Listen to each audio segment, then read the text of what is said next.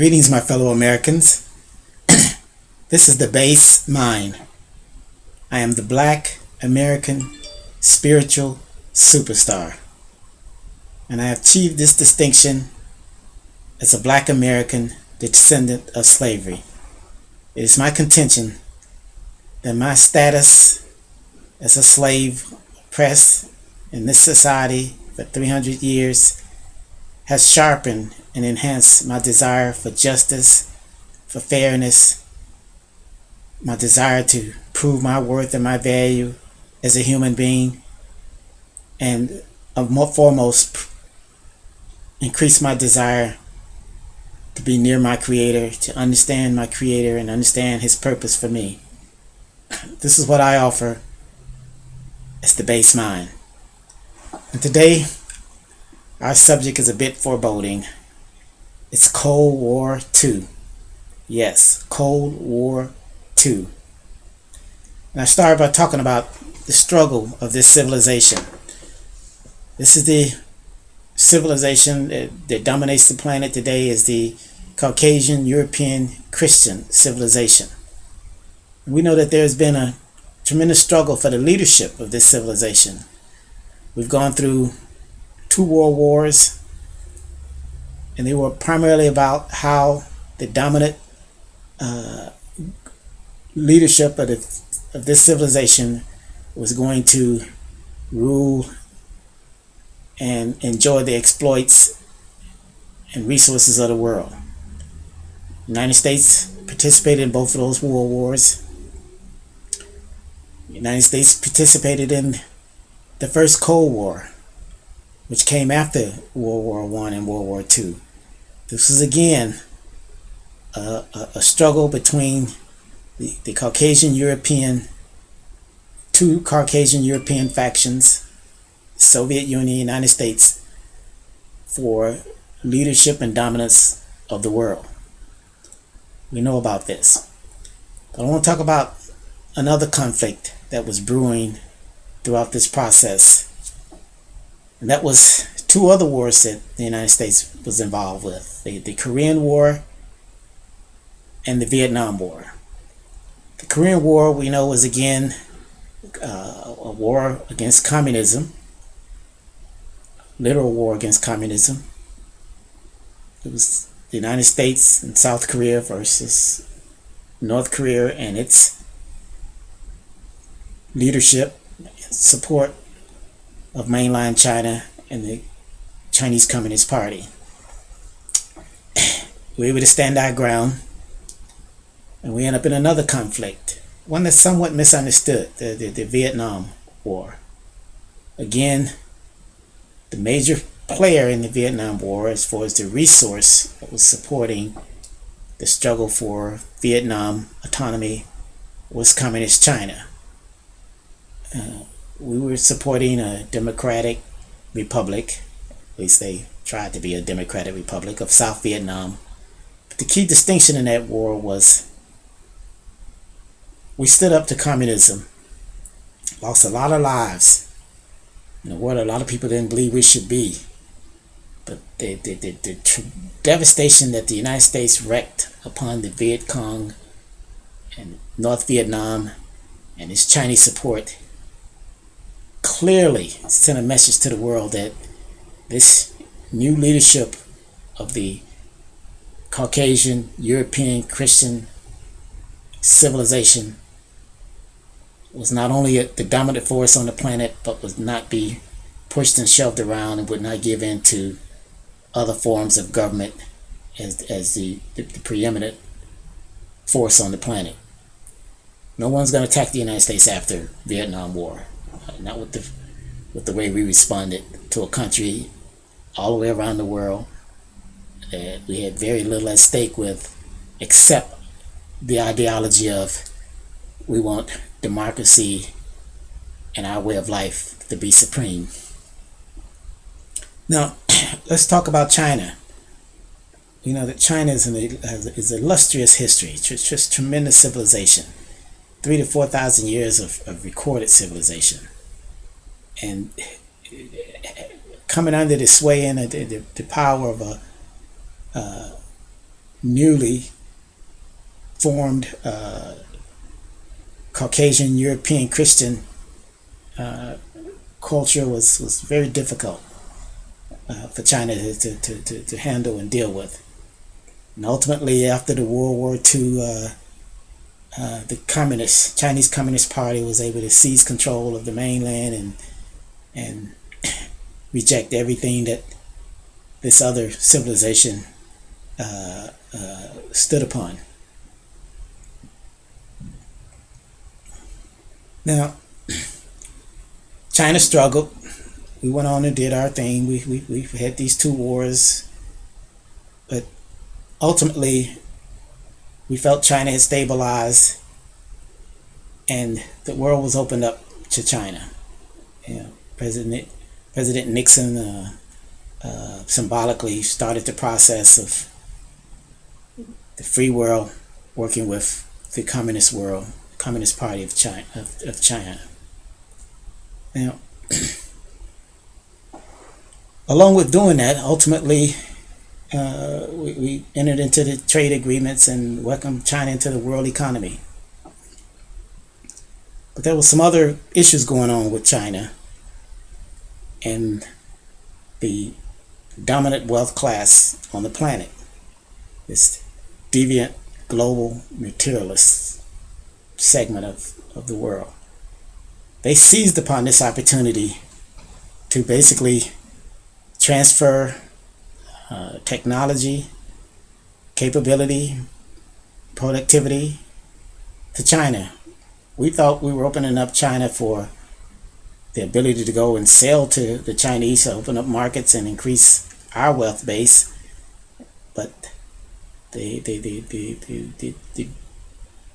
DGMs, they saw an opportunity to use China as a prototype for keeping workers suppressed and under the complete rule and control of the government, the state. So China was in a controlled environment. It's a totalitarian society. Why was that such a key factor for this wealth controlling class on the planet?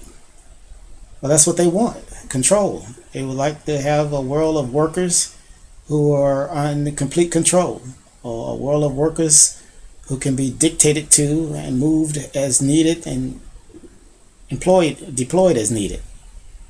And not only was they quite enraptured by this communist government control of its society, they threw in their technology to increase that control. This facial recognition and technology, and a lot of the computer firewalls and cybersecurity technology that China utilizes to keep its people under complete control was provided by American technology companies. And it is a good prototype for how you can get the work out of people and still control what they do and be aware of everything that goes on in that society. They would love to have the same system in America. You know, the police that keeps order, workers that work with no opportunity for upward mobility, and a government that has complete control and the ability to know where everyone is at and what they're doing, what they may be, up to. So it's a great partnership for those who have a contradictory vision of America than what most of us believe in. And what did this atheistic Communist Party do?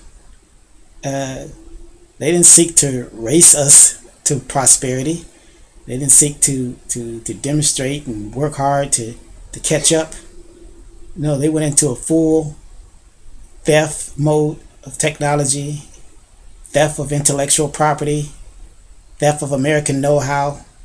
They accelerated their growth with the tremendous funds that were being channeled to them through this transfer of productivity to not only catch up but they have a plan to surpass and ultimately dominate the rest of the world. That's the Chinese plan. And their partnership agreement is that this process that they're going through, this way of life that they are exhibiting, will ultimately be forced upon the rest of the world, and that the United States and its allies will ultimately fall under this totalitarian type control of the resources and control of the peoples. This is what's been going on the last 30 to 40 years, just without a doubt. China is now on a par to compete with America in every way you can think of. They Chinese citizens who are aligned with the Communist Party, and let's keep in mind only 90 so million Chinese are in the Communist Party out of a billion. But that group is the power, that's the force. And they're in America, they come here legally and illegally, and their primary objective is to understand the society, control the society, and ultimately dominate the society. That's what's going on.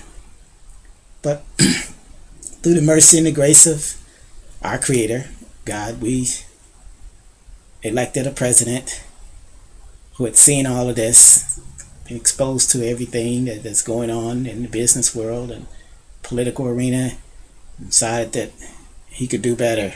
He asked for the leadership, he took it, and he ran with it. He confronted China immediately. No more stealing, no more transfer of technology. We need to bring back our economic capacity, our economic productivity. He started wrestling with the business world, started leading the other countries, trying to show them that there's a better way. And my goodness, it's the business community, all of their planning, 10, 15-year planning was disrupted. China was, it went into a serious spin, emotionally. How dare you? They've always felt like this young country. Remember, the United States is less than 300 years old. We're talking about thousands of year old civilizations. They just don't have the respect for this society that we would want to have in the position that we're in, that we feel. So the president is pushing new trade agreements and tariffs, and just pushing aggressively against this posture, this walking Americans off the plank, transferring American jobs, transferring American technology, decimating our middle class, all of the factors that were involved, everything that was going on. This President Trump stood up and said, we can do better. We're going to make America number one. We're going to try to bring back the technology and bring back the jobs. Corporate world, some of the corporate world fought, kicked and screamed. Politicians who were aligned with that mindset screamed and hollered and kicked. But even that wasn't enough for this Communist Party. They needed a bolder resistance, a bolder way of staying afloat, staying on top of their 10-year, 15, 20, 30-year plan. So ultimately, they stole some biological weapons technology from the United States. They didn't develop themselves. They basically stole it from the United States, took it back to China, or had it brought into China, modified it, worked with it, and boom, unleashed it. Now you can say, well, they unleashed it on the world, but believe me, the primary target was the United States. And we have this tremendous infection, and I have a problem understanding how a disease or virus this contagious that affected 3 million Americans or more, way more probably, came to this country. We know it had to fly here or be shipped here, We have two large oceans on both sides of this country, so it was brought in and it's all over the country spreading.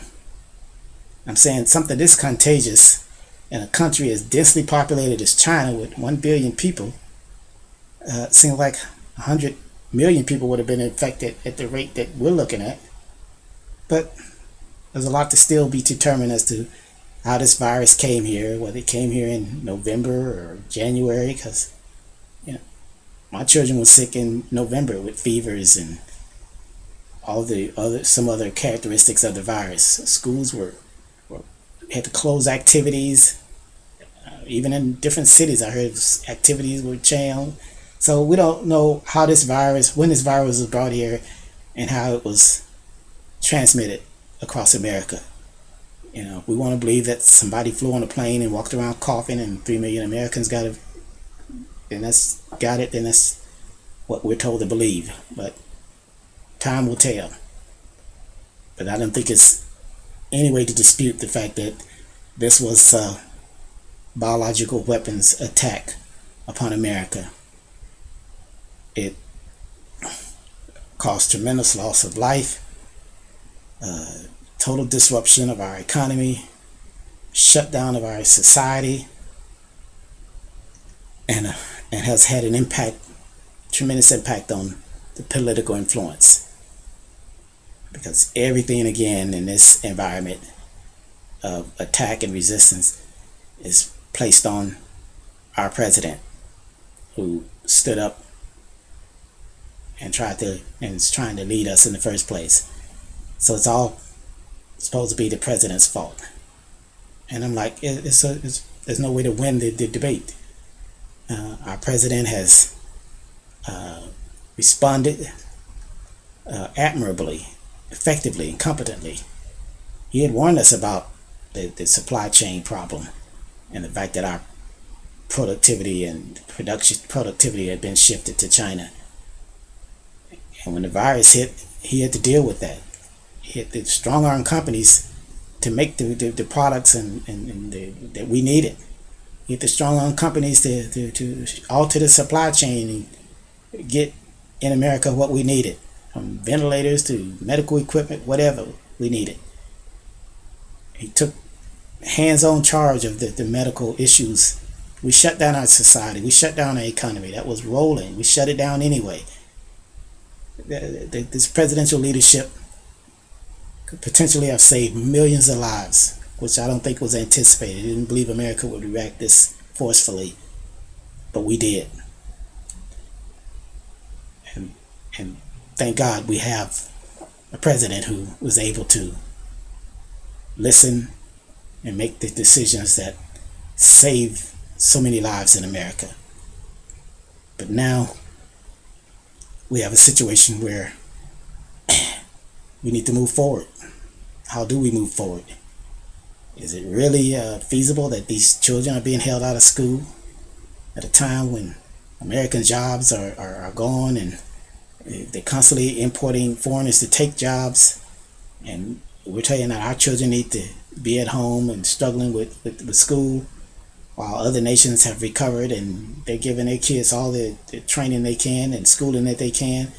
Is that a medical or a political decision to shut down the schools, to shut down the churches, to shut down social activity, to keep jobs on the edge? We've got 100 days to find out what's really going on and what we can do. But my fellow Americans, we really need to support this leadership and make certain that we stand up and fight this Cold War as effectively as we fought the first Cold War. Yes, we have to deal with China. It's our way of life versus their way of life. We have to let those deviant global materialists know that America is going to move forward as a democracy, as a capitalistic society that provides opportunities for growth and upliftment. We're not going to be dominated and controlled by power and forces that want to keep us all on the same level. No. This is the base mind. I'm sharing with you light. The light that comes from my spiritual growth and development and insight. I'm sharing it with this country that I love, my fellow citizens, and I'm saying we can have the America that we all dream for. We send our kids to college. They don't have to stay in our basements and attics and go out and work at minimum wage jobs, even though they've got student debt at the yin yang. No, we can do better than this. We've got to take advantage of this leadership that we have. We've got to help him fight back against the forces to be.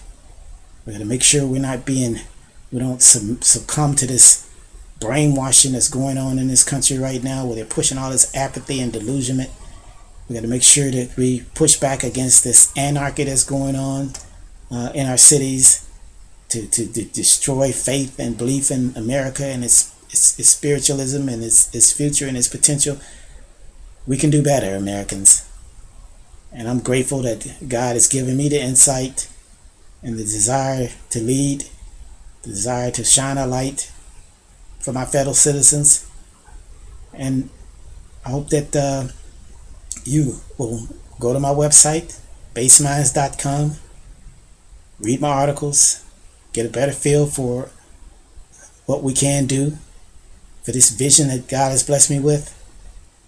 And please, if you believe that there is a unique spirituality in Black Americans that is striving to shine a light in this society, to realize our potential as spiritual leaders. If you believe America can overcome these forces that are seeking to dominate the world and realize its true manifest destiny to lead the world to glory and prosperity, and you believe that the believers, we're the majority on this planet, those who believe can create the world that we all hope for and envision for our children, then please go to baseminds.com, donate, sponsor, help me, help us, help me raise this light, shine this light, help me help America to be the best that it can be. Thank you so very much for listening. God bless you. God bless America, and God bless the believers. Thank you.